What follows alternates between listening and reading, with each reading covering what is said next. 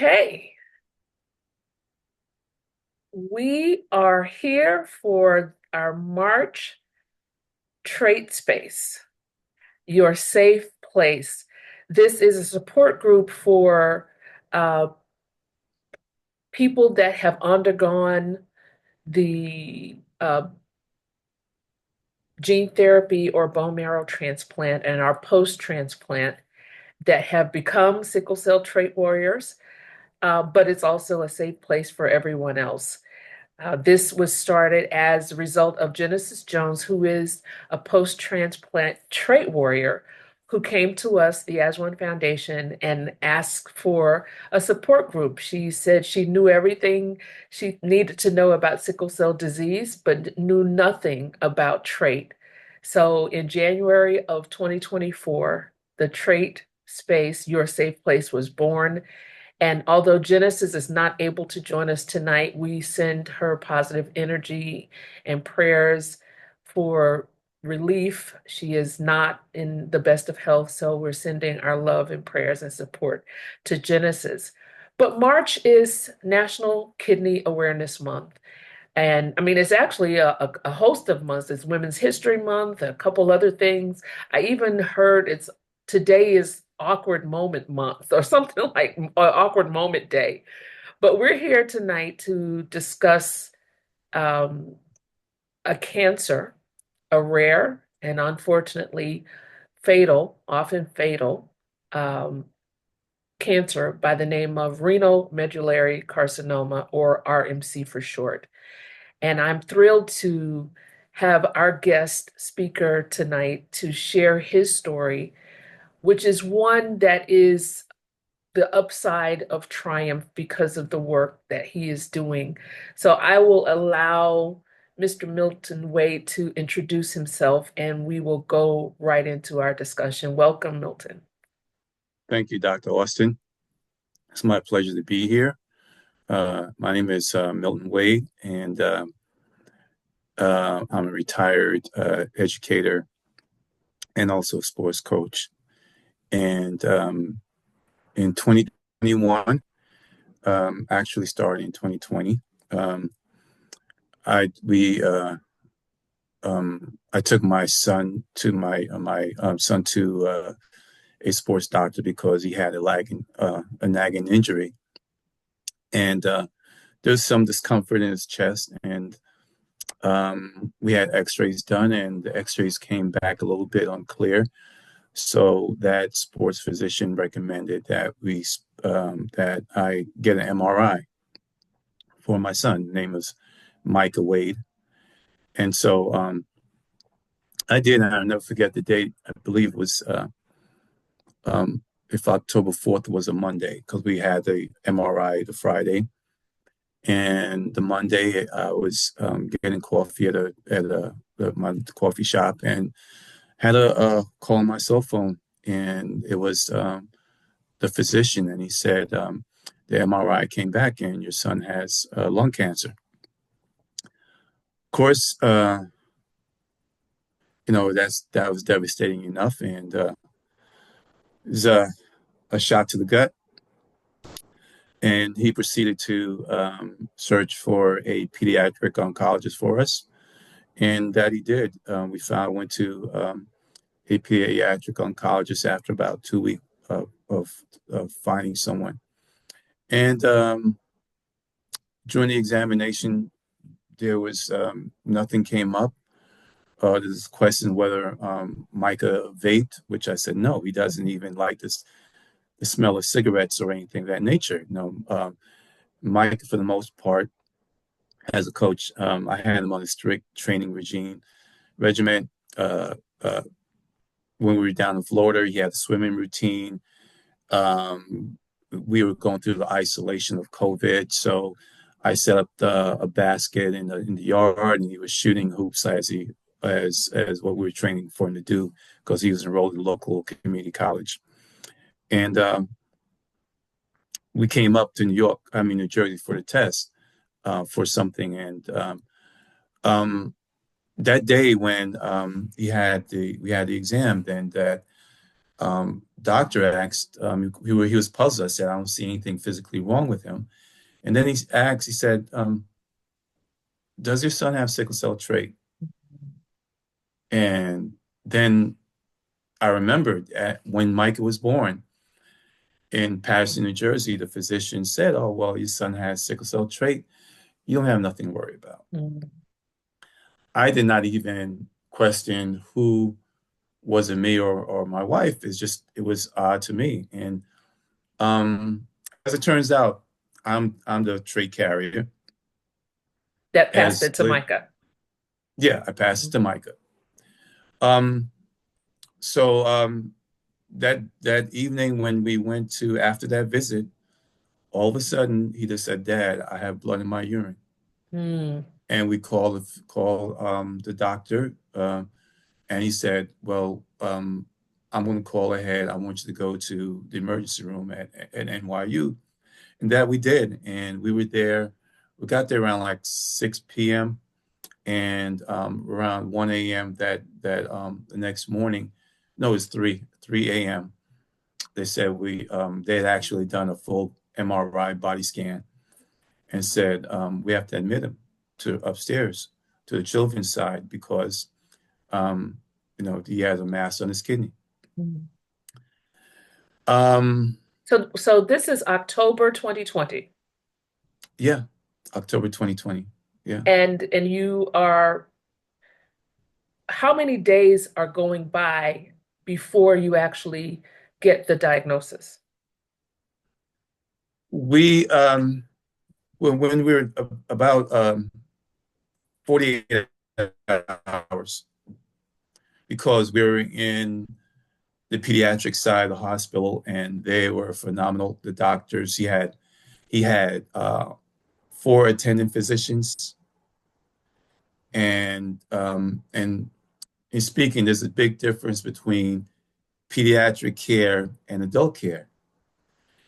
So, I mean, and I believe in any hospital, the pediatric ward is the most phenomenal, loving nurses and doctors and caring. And the adult side, it's like going from a 5-star to a 2-star hotel as far as attention.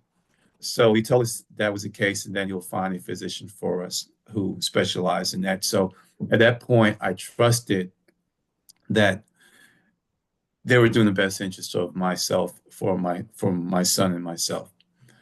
So Later on, during one yeah, more question sure. here. So you were in Florida, and Micah just had a routine exam that brought you back to Jersey. No, I actually came back to New Jersey for um, my physical exam, and one of them is kind of a related. I believe it's related to me having sickle cell trait, Mm, which was loss of vision. mm, mm, mm. So I had to address that, and that's when he said, "Oh, Dad, I have a nagging injury," um, and he said there's some soreness, and then it Soreness spread from where? one. It was in his shoulder and in his chest. Mm, okay. And I thought that I said, well, no, you probably slept on your cell phone. Mm, mm. But I didn't disregard it because anything, I am a helicopter parent. I even have a video of a photo I took when he came and he had a little slash on his finger, one of his finger, and I taped it up and even wrapped it and put a giant ace band so it looked like a giant cast. I was being funny, but at the Hmm. same time to show the level of how attentive I was or thought I was as a parent. I did that to all of my children.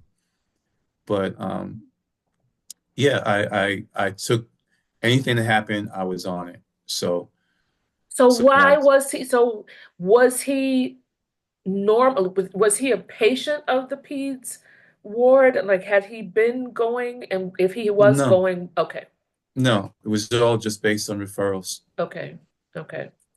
He had his own pediatrician in even during that time, he had a family pediatrician in New Jersey, and he went to him. And I remember that he was complaining a little bit earlier. This is during the same time frame, and they said that practice said, "Well, we don't have an X-ray machine." Mm, So we went somewhere else, and we're looking actually at a different part of his body, which it turns out is could have been related. It was around his scrotum area, but they found nothing. But in retrospect, they were probably an indication that there was something wrong in his lower extremities. And mm, yeah, mm, that's it. So it was a matter of, and it's so strange when you hear cases of um, patients having the warning signs like blood in the urine mhm, or numbing pain, and it goes on for weeks and months, and there's no diagnosis. In Micah's case, it was an instant diagnosis without the symptoms other than mm, a numbness in the body. There was no uh, uh, blood in the urine, which is one of the key signs that we look for. But until it was questioned and he was examined on that very day, and it was so eerie that it happened that evening when the blood just decided to show up out of nowhere. I shouldn't say out of nowhere, but it was something for us. And going back, I kind of reflecting. I have two thoughts. One is um, he worked out and he could tolerate a lot mm, of discomfort. And there were some things along the way when I look back that maybe he didn't tell me what was wrong here and there, but I do know my son, and and there's some things he wouldn't keep from me. Um, Coincidentally, one of the reasons we were up here, also in relation to him, is that the year before he went on a senior trip to Disney World and went on the water slide and hit his toe on the side of the pool, and he actually had a fractured toe. mm. And so that's one of the things where I was like, I was furious. I said, "You went a whole year and didn't tell me." And so, well, Wow. it wasn't a big, I thought it was just a bruise, whatever. So there's always that part which I question, but for the most part, there's anything wrong, he would tell me. Another case he had gotten before we went down to Florida, he had gotten a case of tapeworm. But he Mm. made sure he told me about that and he said, "Dad, there's something wrong in my stool." And then, like I said, "Well, give me a sample." So, I mean, they were You're right, close. So right. there's dynamics and different things. So it was a surprise to me. And I don't think that he really held back on anything. It's just the way that cancer affected him. As a matter of fact, it's almost, and we say it, that it's like an unrelentless demon, Mm, and when it's in the body. And in his particular case, and thing about it, moves silently. And what occurred is almost as if you can imagine that um, it's moving silently, and then someone calls it out, and he hears its name being called. As soon as that occurred, like, "Do you have sickle cell trait?" And we said yes, and he said, "We're going to bring you back for further testing." Bam! That evening, everything started occurring. The pains became more evident, and wow. then yeah, it was a strange. It was And a strange. prior to that, even in retrospect, was there any clue to you that his sickle cell trait was problematic or was symptomatic in any way prior to that doctor asking you that? Well, from the standpoint of its being sickle cell trait, I, like majority of people, are unaware of the complications. And even as an educator, I was a coach, and I had to learn first aid Mm, every 2 years, AED training, concussion protocol. These are my training and have to be certified in order to continue with my coaching license. Mhm. And ironically, on the physical exams that's given, because I worked and coached in New York City, on the medical forms itself, it says, question number 2, do you have sickle cell trait or sickle cell disease? However, although it could be checked yes, as a coach, we're not trained what to do. Mm. And it goes all the way up. So now the medical form is given to athletic director, and he or she doesn't know anything about it. The entire New York City school system and the 52,000 kids they service annually, there's no training involved. The only thing that's there is on the website on one of the drop down menus. Not only the drop down menu, you have to look through a section on the drop down menu where it goes to football and it says heat related. Mm. And then they refer to mention without mentioning exertional sickling Mm. or rhamdo. But what do they say? If the athlete is in stress, call 911. Mm. So there's nothing there. So going back to all that, I was unaware of anything up to that point. However, one of the things is Micah did not live with me because he was divorced. He and his mother and I were divorced when he was 9 years old, or actually 8 years old. So she had him in Philly, and here I am. He visited me in Jersey twice a month. And afterwards, after he passed, she then mentioned, oh well, she took him to um, the emergency care whenever he was sick. He had migraines, Mm. and she would just say, he would tell me, Dad, she said I don't drink enough water. That's why I have the migraines. Well, at one time he had a high white blood cell count. Mhm. But these are things that when you're in a divorce, whether it's good or bad or it's a bad divorce, sometimes the parents do not hold on information, not share it, because in my particular situation, I was over the top as far as their care, and I've even brought it up, or noticed some lack of care during family hearings and so on. So it was more like, okay, the less I keep from him, the less I have to deal with him. Mm. And this is something now that I've learned, and so it's not a pleasant place to be, to know that maybe there was signs unrelated to the sickle cell trait or per se, but that required medical attention. I don't know if it made a difference or brought it to light, but now knowing all these things, there were factors and there were probably signs there early on throughout this journey before it had occurred.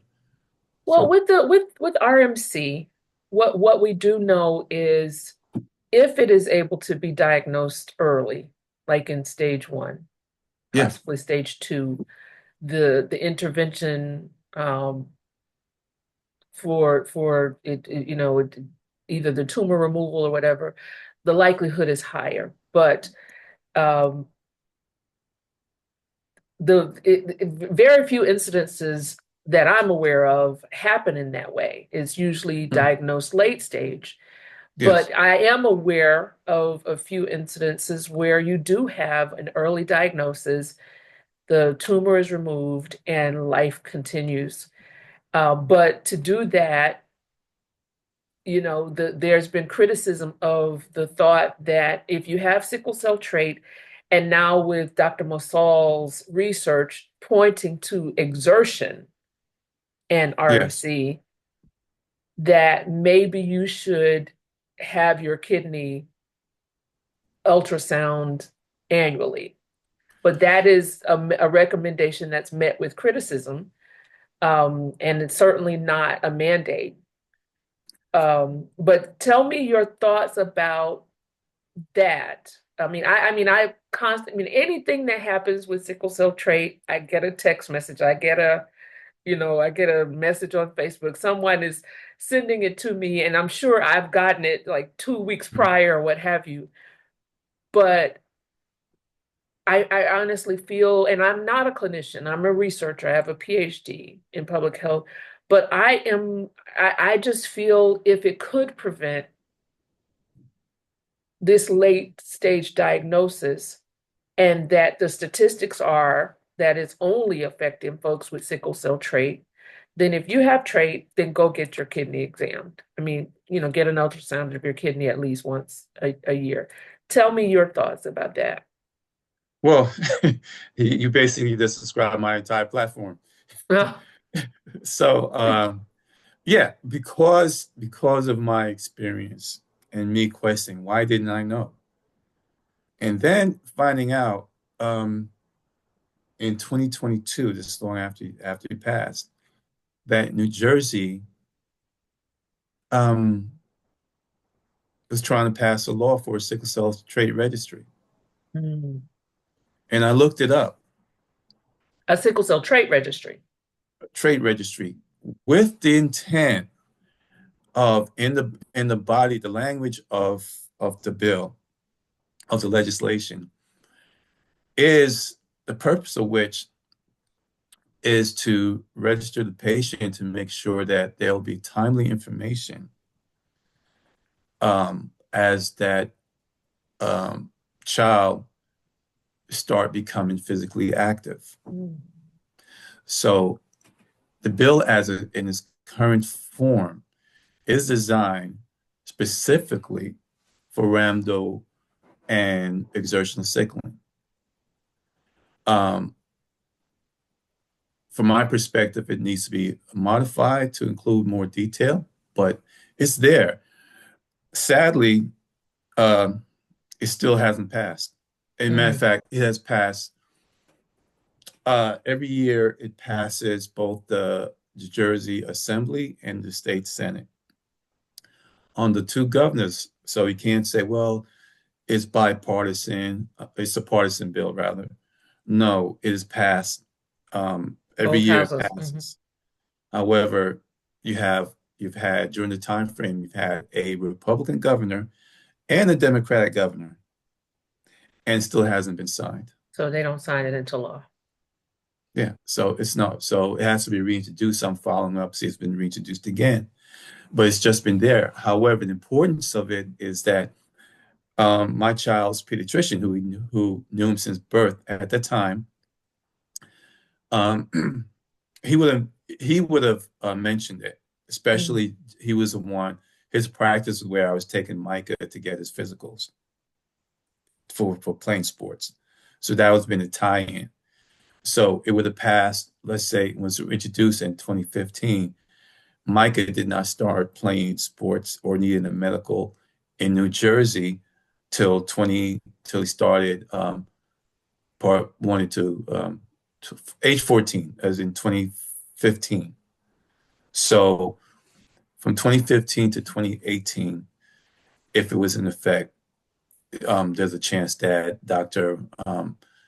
Nathan would have mentioned something about it, and sadly, he sold his practice the last 2 years of Micah's junior and senior year. And then when I look back at his blood work, his lab work from his junior and senior year, the red flags were there. By the time he Wow. was 17, there were drastic changes that um, he would have caught it, or if the new practice, which was bought by a major hospital, and then became like a conveyor belt practice, they would have caught it because the doctors would have had the education and combined the two. But by then, the fact that the physician changed practice, Wow. Wow. and then you don't know, well, the history of that's a crucial factor that the audience needs to know, especially when if you don't have a consistent physician, Mm. then um, you basically have to be aware and carry the records and let whoever, well, who, whenever that go to a new physician, then you have to let them know your child has the trait because it's not something that's, oh, no one has a cross on their forehead or a star that said, "Hey, I have the trait," and people they look past it. And the education, the medical community is not well versed in it. Yeah. That's an issue. So I appreciate you saying, hinting at what the audience needs to know. I would like for you to revisit that and also remind us, when did we lose Micah? Uh, he lived uh, tw September 25th, 2021. So his lifespan was a total of 20 years, 200 days. I even had it broken down to the hour. But from diagnosis, From diagnosis, it was about roughly 11 and a half months. so it acts fast. Yeah, yeah. Was he given more, was he given an expectation of time at diagnosis? No, Okay. no, it's not. It's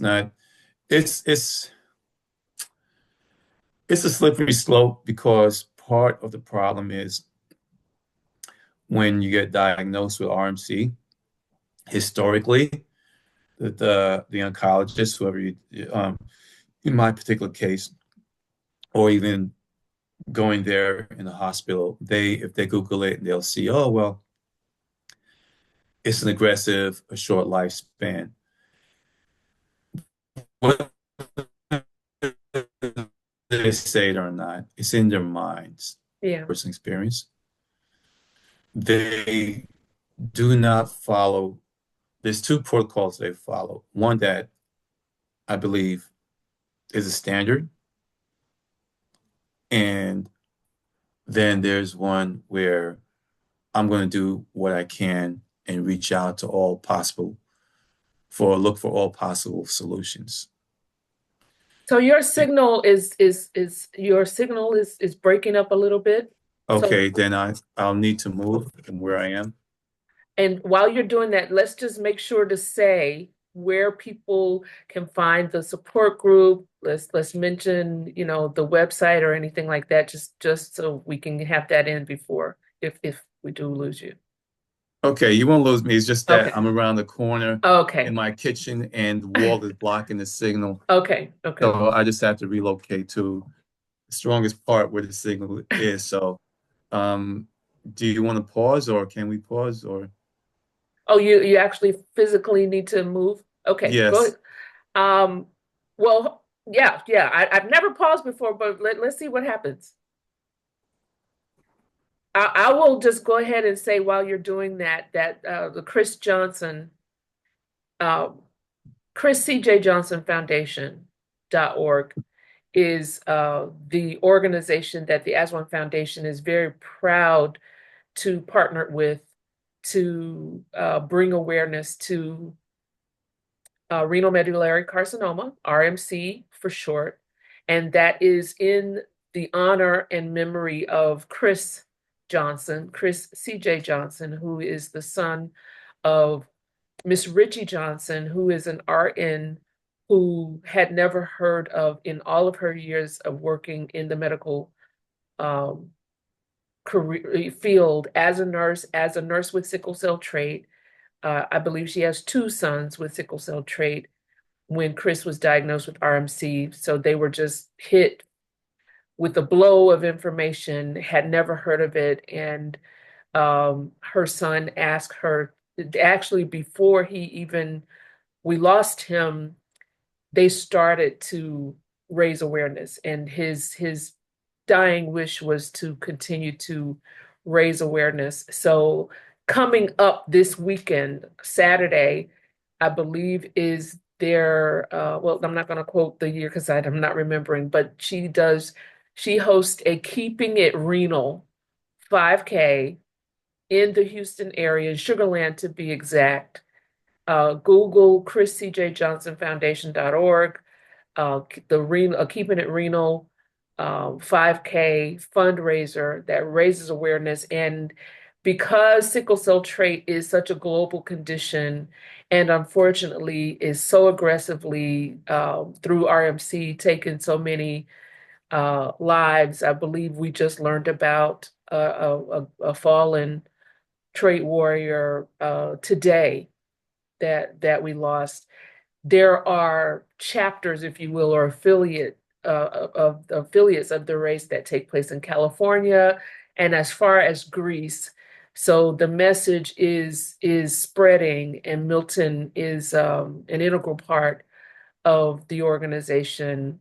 So are you back all the way? Yes, I am. Yes. Okay. So Yeah, it's just that tell it's folks. the lighting. I just wanted to change. Hopefully you can see me clearly. Yes, I can see you. Just Yeah, so cover me and make sure I said it right. How can people get in touch with you and keep in touch with the foundation?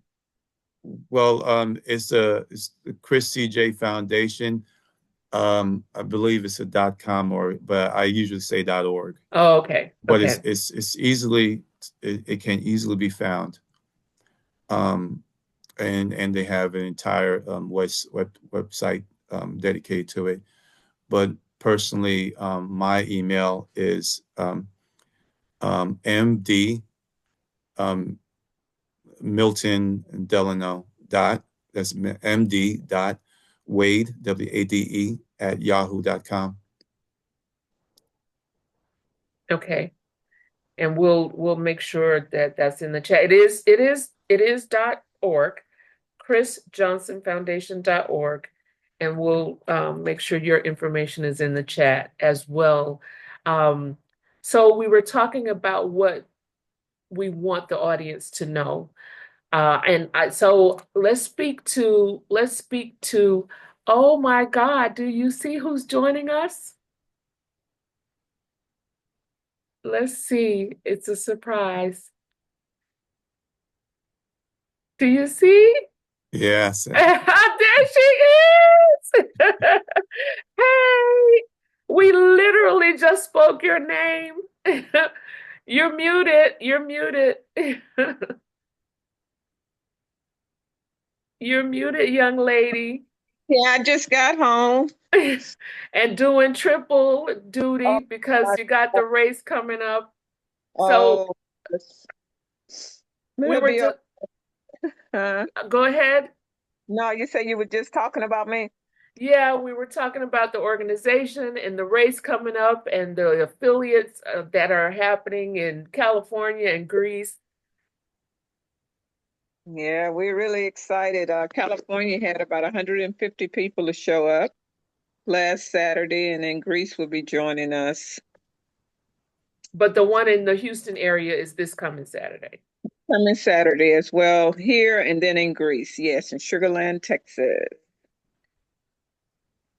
Um, what Milton was about to answer the question, what do we want our audience to know? What speaking to a mother or even a patient, when they're if curious about RMC, or what is the recommendation? So I'll let both of you answer that question for us. I think Mr. Milton can do it. I was just joining to be a um, spectator and not participate. But of course, I think the main thing, but they need to understand if they have sickle cell trait, is the importance of an annual checkup. And if their physician will do an ultrasound of the kidney, that would be ideal. If not, at least have the urine checked for blood. Because we do know that early detection does increase the survival rate. They just have a much better chance if we catch it early enough, even though we know it's always stage 4 pretty much when they catch it. But at least if they can catch it early enough, they can treat it. And I think, the outcome would be much better. Milton, would you concur? I concur with that. Even Rich and I were just speaking um, not too long ago because we have yes, MD Anderson sees patient at stage 4, but we have the success rate is phenomenal for some stage 4 patients. And then it said, Richie, it's like there's different stages of stage 4. Mm, So let's say in Micah's case, although his kidney was removed, um, mind you, he's already metastasized. That means it's mm, in the lungs, mm, and that was being treated. They removed the kidney, but there was still some residue in the bed of the kidney that was removed. And this is an important thing. They should not have removed it so soon. mm, Um, Somewhere along the way, that's where, as a parent, I slipped up because it was um, introduced to us. Well, this is the best method. We're going to try something a little different. He did not qualify for any clinical trials based on their analysis. So then we were trying a new immunotherapy, which subsequently we found out the cancer fed off of. mm, But also with that is that at the time in his the details of his examination, they noted that there was a possibility of him developing peritoneal carcinoma. Peritoneal carcinoma is a cancer of the intestines, and that actually was what he died from. mm, But it's all related. So basically, the peritoneal carcinoma means that the tumor it blocks off the intestines, and he basically more or less starved to death.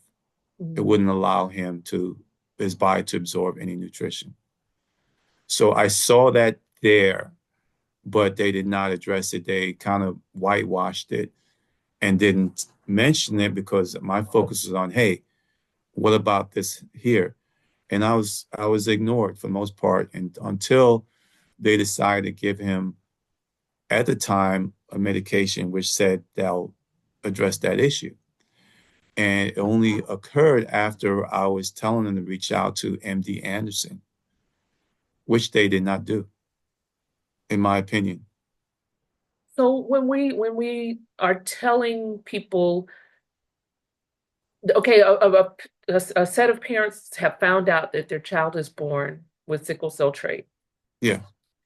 Um, what what do we want them to know? Okay. What we want them to know is circling back to what we discussed about the screenings, um, whether it's a ultrasound, but what we want them to know is to be aware of any um, warning signs. First of all, make sure that there is that they train the child to always stay hydrated. Hydration. Okay. If they're involved in these sports programs, even at the low league level, because what you have is goes for boys and girls, for the most part, is you have coaches, club coaches, AAU coaches who are not trained in first aid. Mm, It's the dad who decided to put his team together or have mm, someone do that, these rec league coaches.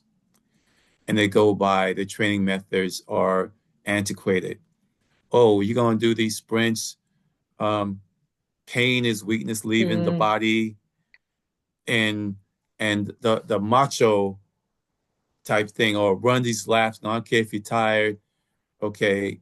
Just being lazy. And the thing is, as a parent, you look at them as them being the authority because they're a coach or they have won whatever tournaments they won previously, have come highly recommended. And I could get much. I know I train superstars or D1 athletes. However, as a parent, your concern should not be your child's future stardom, but rather your child's health and your child's ability to live a life. So you have to also call that coach in check.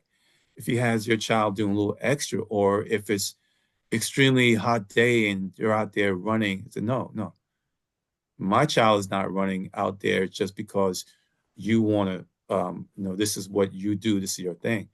Then what you do is find a new place to a new coach Mm. or someone who understands, or give that coach the information saying, this is my child's condition. He or she is not being lazy, but you can't have them out there doing sprints nonstop Yeah. just to soothe your ego or whatever it is you got going on or showing off. So it's up to the parent to also educate their child to it. It's, there was someone who I'm not going to mention their name, but they have a child with um, sickle cell disease, and they also have a podcast, and they're on social media. And what was posted was, your health is your private business, and not even your coach's. And Mm. I responded and said, "Oh no, Yeah. no, you must let that coach knows. It is a Yeah. sign of weakness, you know." And weeks later, I got to thank you for your input and so on. I'm sure she looked me up, but the point being was I had to correct that because your audience, you give them information as if, and that's the dilemma we're in as a people. Well, we want to keep our information to ourselves. Don't tell them that. Don't tell them this. No, tell them the information. Yeah. It's important.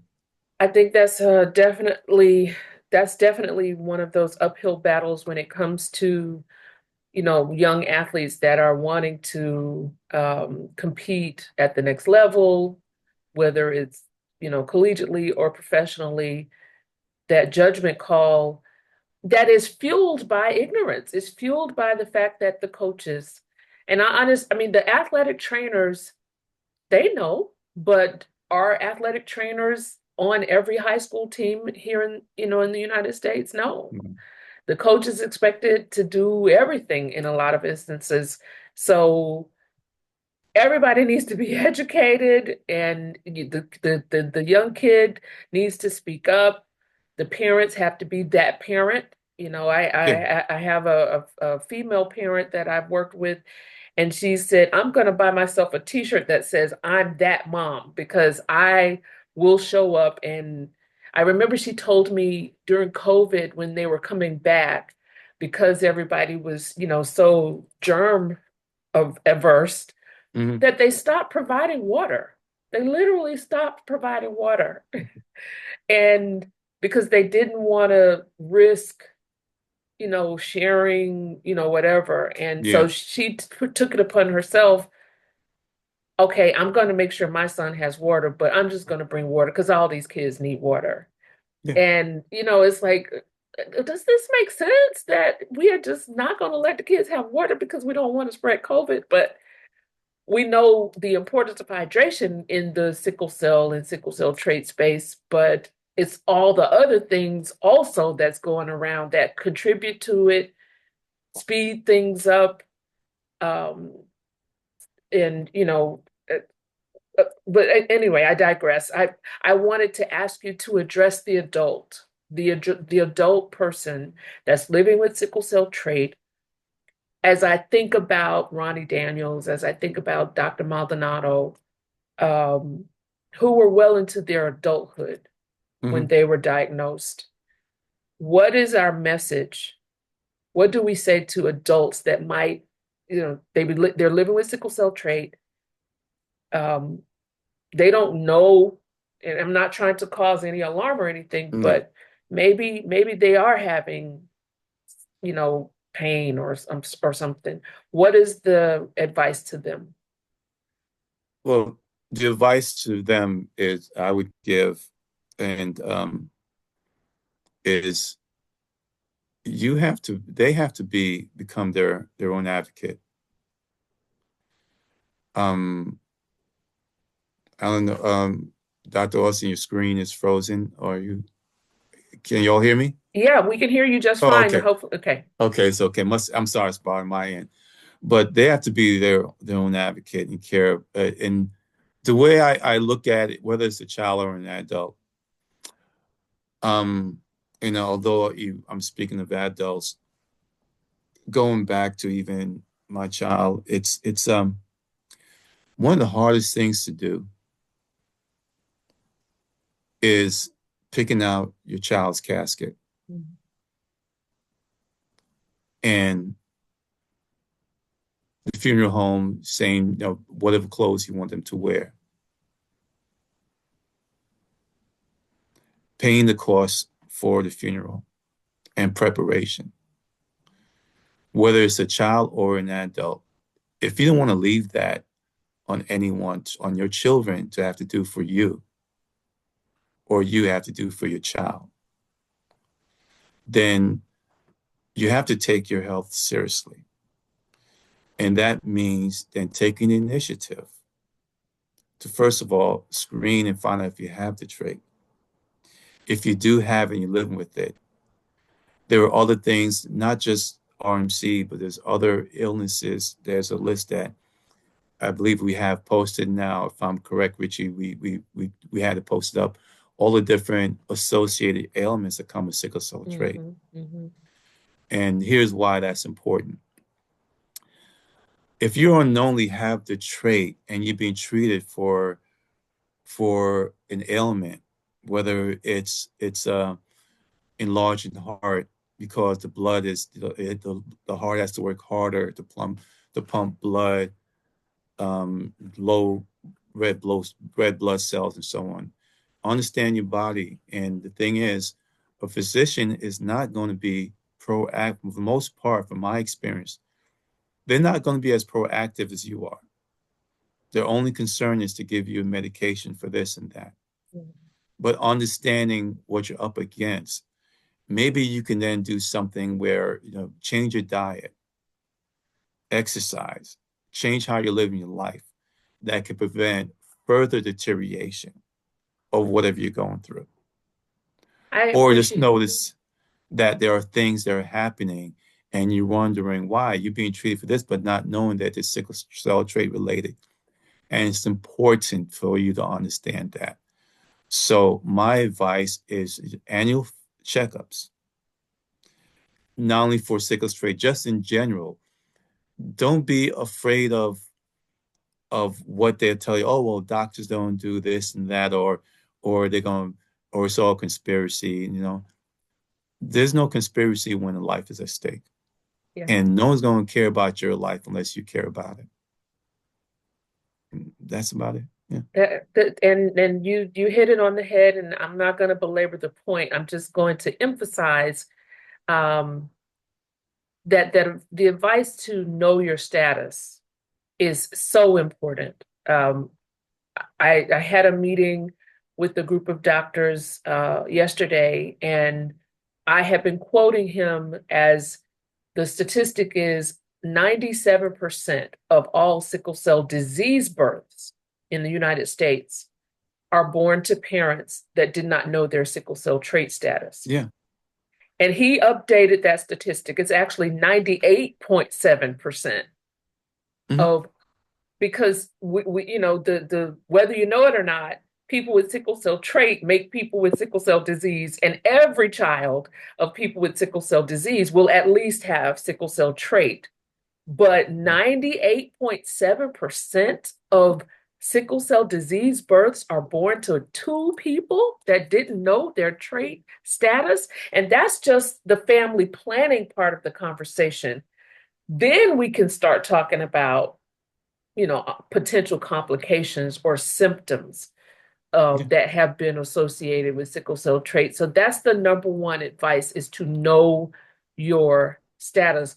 Go get tested tomorrow if you do not know, and then practice hydration, take control of your health, get the annual exams, become your own advocate, and then follow the Chris Johnson Foundation and follow Milton Wade, and remain in touch to just be educated about the sickle cell trait, and join us here at the Trait Space. We try to discuss whatever we wanted, whatever the members, the audience wants to discuss. We sometimes let the month lead us with March. I'm wearing the orange for kidney month. Milton, is that bow tie orange too? It's two things. The bow tie is orange, but I'm wearing this to also to acknowledge and give acknowledgement to a young man who passed away February 10th, Gregory Gray. Um, he was born a month after my son was born, and he passed away from RMC. And he loved wearing bow ties. So Mm, um, this is my shout out to him with And his bow he, tie. And we had just lost the young man you mentioned, Carlos Ortiz, Antonio. right. And Gregory passed away March 10th, not February. Oh, March 10th. Okay. Right. And No, that no. it's Was March. March? Okay. Yeah, I'm losing track of time. it's yeah, March. But yeah, well, my apologies for that. But there, it's those are the things that occur. But definitely one of the most important thing is yeah, advocating for yourself. Yes, you have all these things. What's important to note historically is that yes, sickle cell disease is it's a horrible disease. And but the first bill was introduced and passed into law, federal law, in 1972 for sickle cell disease. But in it, it also says that sickle cell disease caused by the sickle cell trait. mm, So what has happened in the 53 years? Where are we now? So the population for those in 1972, they said there was 50,000 folks with sickle cell disease in the country and 2 million with the trait. Now, 53 years later, there's over 100,000 with the disease and I'm sorry, 3 to 4 million with the trait, and it's going to keep growing. yeah, So the education piece, what has happened in that 52 years time span. yeah, So that's not what's being addressed, but now that we're here, it's important for us to get the information, the education out there. The question is, how can we do it best? Because there is a sense of urgency. yeah. Number of sickle cell RMC patients, it's not going down. It's going up. And what we do know is only those who reach out to the CJ Foundation. The statistics aren't really being reported accurately. Mm, So that there's a lot of problems going on. And what I feel moving forward with this current administration who is cutting funding, that means possibly cutting funding in the past. So medical research is going to be affected. Funding for sickle cell disease is going to be affected because at this point, the law that they was trying to reestablish that didn't pass in the last congressional session. Now try to start that up in this mm, madhouse that's going on. I don't see it happening. And yeah, even the congressperson who introduced it, he retired. mm, So there's going to be a lot going on. But what's important? But with that said, formats like this become even more important absolutely. because now we have to go as a people. When all this failed, we have to go our own route. Yeah, Whether it's like the Underground Railroad, find ways to, whether it's through the HBCUs, it has to be right. the community. So in a way, this is a time for us to come together because no one's coming to save us. No one's coming to save us. I mean, honestly, I feel like I'm saying that every single day, but we're saving ourselves, Yeah, and we're just gonna keep doing what we know to do, what we can do, and even a little bit of what we shouldn't do in something. Richie replied he did pass February 1. She February lost 10th. track of time. Yeah, February 10th. I, So we forgive you, Miss Richie. We know you're planning an event and doing too much, and you notice I didn't argue. and Milton knows his home training, so He correct my apologies. it's His it's okay. It's his birthday okay. the end of the month, so it was shy of his birthday. Yeah. Yeah, Right. We are remembering all of them, and I know that the race this weekend will honor them as well. So we wish you all the best and success and the best weather. Registration is still open. They can register at chrisjohnsonfoundation.org. that Um, is Milton, we have your information in the chat, and we're gonna close it out, and I'll give you, Milton, the last word after I say that the Trait Space, your safe place, we meet every third Tuesday of the month, and anyone is welcome. It is your safe place.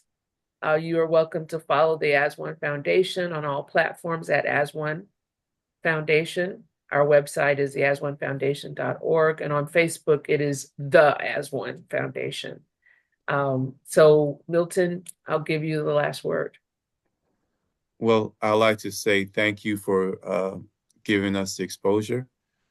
And I just want to say this to the listening audience that it's really up to you, all of you, to get involved. There is someone you know that has a trait, or you have to be proactive. And it's important to follow this platform and invite others to follow it as well, because without your support or your strength, as I say, it takes a village to raise a child, but it's going to take our village to come with a solution and to take care of ourselves. And that's about it. That's my message to everyone. Thank you both. All the best this week and beyond, and have a great night. Okay. thank You you. too. Thank you. Bye-bye. Bye.